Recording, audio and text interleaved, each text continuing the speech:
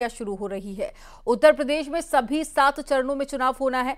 पहले चरण में यूपी की 8 लोकसभा सीटों पर वोटिंग होगी, जिसके लिए आज से नामांकन प्रक्रिया की शुरुआत होने जा रही है। पहले चरण में यूपी की जिन 8 सीटों पर नामांकन प्रक्रिया शुरू होगी, उनमें सहारनपुर, कैराना, मुजफ्फरनगर, बिजनौर, नगीना, मुरादाबाद, रामपुर और पीलीभीत सीट भी शामिल है। इन सीटों पर नामांकन की आखिरी तारीख 27 मार्च है और नामांकन पत्रों की जांच 28 मार्च को होगी, जबकि पहले चरण का मतदान 19 अप्रैल को होगा।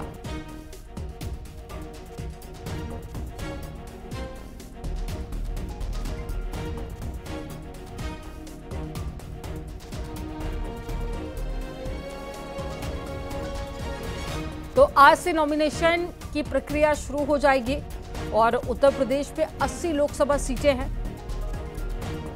और हर फेज में उत्तर प्रदेश में इलेक्शन होने हैं। 7 चरणों में इलेक्शन होंगे।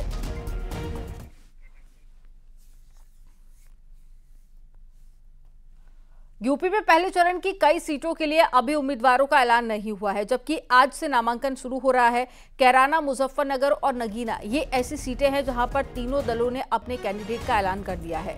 दलों की बात करें तो बीएसपी ने रामपुर को छोड़कर अन्य 7 सीटों पर प्रत्याशियों का ऐलान कर दिया।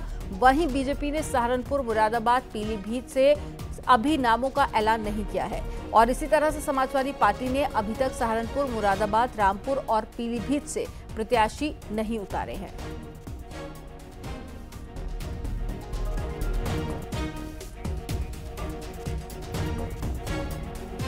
और ज्यादा जानकारी के साथ में लखनऊ से संकेत मिश्रा हमारे साथ में जुड़ गए हैं।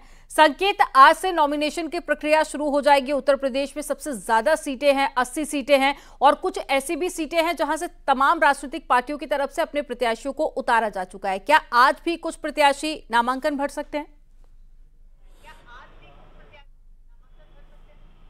बिल्कुल, देखिए, अगर राजनीतिक लिहाज से देखा जाए तो कई ऐसी सीटें हैं जिन पर अभी प्रत्याशियों के नामों का ऐलान नहीं हुआ है और जो आज पहले चरण की नामांकन प्रक्रिया आज से शुरू है और इस पहले चरण में 8 लोकसभा की सीटें हैं और वो भी पश्चिम है, यानी कि पश्चिम का जो सियासी चक्रव्यूह है अब उसमें चुनावी रण की आज से शुरुआत हो गई है और उसे भेदने के लिए तमाम सियासी दिग्गज भी जुट गए हैं। अगर बात करें भारतीय जनता पार्टी की, तो भारतीय जनता पार्टी ने अभी इस जो पहले चरण के जो नामांकन प्रक्रिया से शुरू हुई है, इस पहले चरण के लिए कई सीटों पर प्रत्याशियों के नामों का ऐलान नहीं किया है। चाहे वो पीलीभीत की सीट हो, वरुण गांधी की सीट पर संशय बरकरार है कि आखिर वरुण गांधी चुनाव लड़ेंगे या फिर कोई दूसरा प्रत्याशी चुनावी मैदान में होगा। हालांकि जो लगातार भारतीय जनता पार्टी की बैठकें हो रही हैं, उसमें उन बैठकों से ये तय हो गया कि वरुण गांधी का टिकट कटने वाला है, उनकी जगह पर नए किसी प्रत्याशी को चुनावी मैदान में उतारा जाएगा। इसी तरीके से जो दूसरे दल हैं, और अगर पश्चिम में इन 8 सीटों के जिन पर आज नामांकन शुरू हुआ है, इनमें अगर बात की जाए तो भारतीय जनता पार्टी के खाते में 3 सीटें जो वर्ष 2019 में बीजेपी ने जीती थी, इसी तरीके से बसपा के पास भी 3 सीटें हैं। तो जाहिर सी बात है कि भारतीय जनता पार्टी के सामने चुनौती है। इस जो पश्चिम के किले को वो पूरी तरीके से भेदना चाहेंगे। इन 8 सीटों में भारतीय जनता पार्टी कोशिश रहेगी कि ज़्यादा से ज़्यादा सीटें जीतें, क्योंकि मिशन 80 का जो लक्ष्य भारतीय जनता पार्टी लेकर आगे बढ़ रही है उसे पूरा करना है। ये नामांकन प्रक्रिया 20 मार्च से शुरू हो जाएगी और लगातार 27 मार्च तक चलेगी। तो एक बात साफ है कि इसमें तमाम सीटों पर प्रत्याशियों के नामों का भी ऐलान नहीं हुआ है। कई सीटों पर प्रत्याशियों के नामों का ऐलान राजनीतिक दल कर चुके हैं। अब इंतजार है कि उन सीटों पर प्रत्याशियों के नामों का ऐलान हो। हालांकि नामांकन प्रक्रिया आज से शुरू हो गई है और यह नामांकन प्रक्रिया लगातार जारी रहेगी। 27 मार्च तक नामांकन प्रक्रिया है। हालांकि होली के त्यौहार की वजह से 25 मार्च को नामांकन के लिए छुट्टी रहेगी। तो एक बात साफ है कि भारतीय जनता पार्टी लगातार जहां प्रत्याशियों को लेकर मंथन कर रही है, 51 प्रत्याशियों की सूची भारतीय जनता पार्टी जारी कर चुकी है। वहीं 24 ऐसी लोकसभा की सीटें हैं जिन पर भारतीय जनता पार्टी ने भी प्रत्याशियों के नामों का ऐलान नहीं किया है। समाजवादी पार्टी और कांग्रेस का गठबंधन है, इंडी गठबंधन है, तो उसमें भी कई सीटें ऐसी हैं जिन पर प्रत्याशियों के संकेत अब प्रक्रिया शुरू हो चुकी है नॉमिनेशन की, तो ऐसे में उम्मीद की जा सकती है कि जल्द ही बाकी कैंडिडेट के नामों का ऐलान भी हो सकता है। जानकारी साझा करने के लिए बहुत शुक्रिया आपका।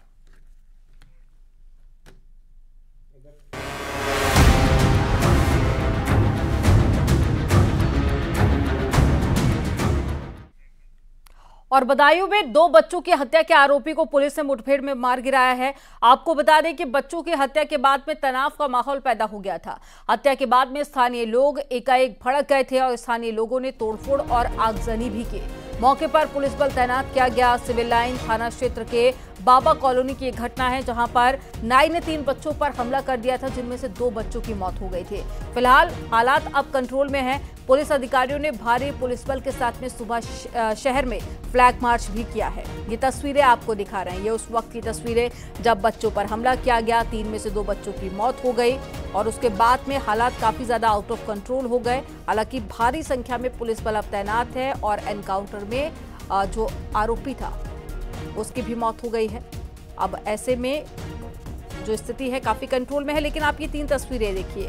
पहली तस्वीर है ये मर्डर के बाद की तस्वीरें हैं, जहां पर तनाव काफी ज्यादा बढ़ा हुआ था और ऐसे में लोगों ने पत्थरबाजी की, आगजनी भी की। दूसरी तस्वीर आपको दिखा रहे हैं, ये वही आरोपी है जिसका पुलिस ने एनकाउंटर किया और इसे मार गिराया। तीसरी तस्वीर आपको दिखा रहे हैं। हालांकि अब स्थिति कंट्रोल में है, लेकिन उसके बावजूद भी चप्पे चप्पे पर पुलिस बल तैनात की गई है और सुबह भी शहर में फ्लैग मार्च किया गया।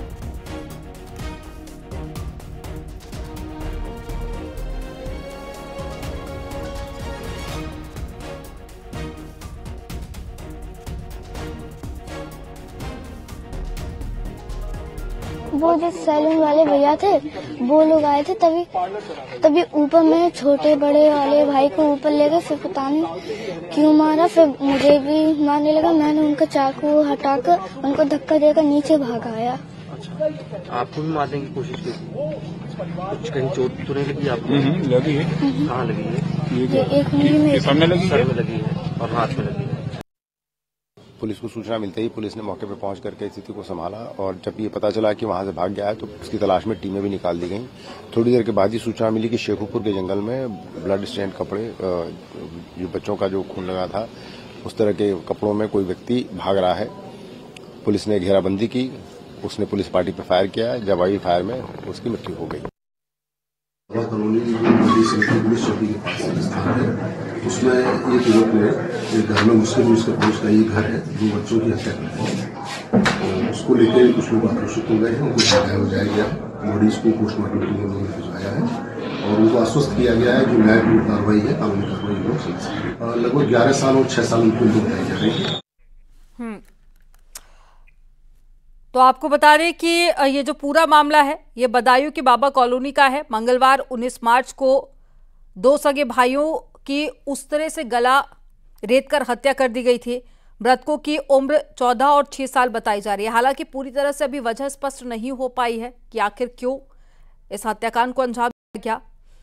और वारदात से गुस्साई भीड़ ने जमकर हंगामा किया था। उसके बाद की भी तस्वीरें हम आपको दिखा रहे हैं। और ज्यादा जानकारी के साथ में बदायूं से संवाददाता चितरंजन सिंह जुड़ गए हैं। चितरंजन, बताइए पूरे मामले को लेकर क्या अपडेट है और क्या अभी तक वजह स्पष्ट हो पाई है? मैं आपको बता दूं कि मृतका की मां ने सीधा आरोप लगाया है कि जिस तरीके से मेरे 2 बेटों की हत्या हुई है उसी तरीके से साजिद और जावेद दोनों की मौत होना चाहिए। देर रात पुलिस ने साजिद को मौत के घाट उतार दिया था, वहीं जावेद की भी मौत के लिए परिजन आरोप लगा रहे हैं कि उसकी भी मौत होना चाहिए और उससे पूछताछ होना चाहिए कि उसने इस घटना को किस तरीके से और क्यों अंजाम दिया। ये बात अभी भी परिजन नहीं बता पा रहे हैं कि ये घटना क्यों हुई।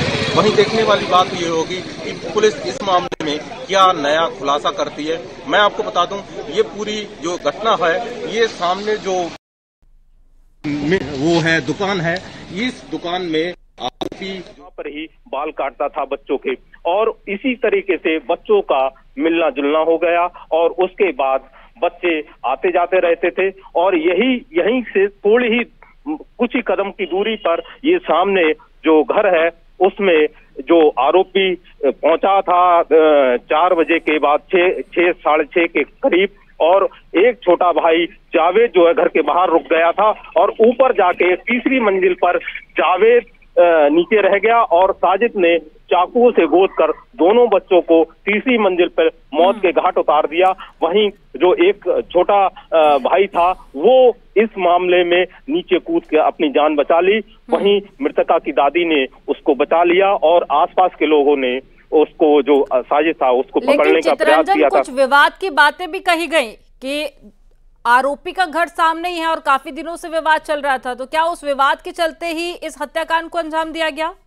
मैं आपको बता दूं, ये उस जगह पर रहने वाला नहीं है, सिर्फ इसकी यहाँ पर दुकान है और दुकान चलाता था और यहाँ से करीब 20 किलोमीटर दूर कस्बे में वो रहता था और रोजाना यहाँ आता था और बाल काटता था और फिर रात में ही वापस लौट जाता। किसी तरीके की कोई भी दुश्मनी परिजन और पुलिस इनकार कर रही है। फिलहाल ये एंगल जो घटना हुई है उसमें कौन सा एंगल है, ये अभी पुलिस खोजने में जुटी हुई है कि आखिर इस मामले में आरोपी ने क्यों घटना को अंजाम दिया है।